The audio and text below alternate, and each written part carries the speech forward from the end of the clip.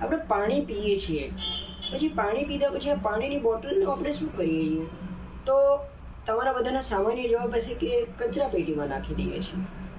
પણ શું તમને ખબર છે કે આ બોટલ કચરા પેટીમાં નાખ્યા પછી કંપનીઓ દ્વારા લઈ જવામાં આવે છે અને પછી આને પ્રોસેસ કરીને આપણને આ જ બોટલમાં ફરીથી પાણી પીરસવામાં આવે છે, જે આપણા સ્વાસ્થ્ય માટે હાનિકારક હોઈ શકે છે, કારણ કે આ એક પ્લાસ્ટિક છે.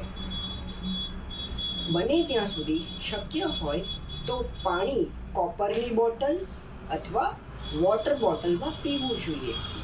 બહુ જ એવું અગત્યનું લાગે કે પાણી પીવું છે તો આ બોટલમાં પાણી પીધા પછી આજે આને કેવી રીતે ડિસ્પોઝ કરવી એની એક નવી ટેકનિક હું તમને દેખાડું છું.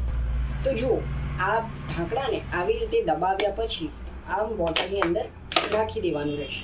હવે આ બોટલ રિસાયકલ થવા માટે નહીં જઈ શકે અને આપણે આપણા દેશને પ્લાસ્ટિક મુક્ત બનાવવા માટે એક યોગદાન આપી શકીશું.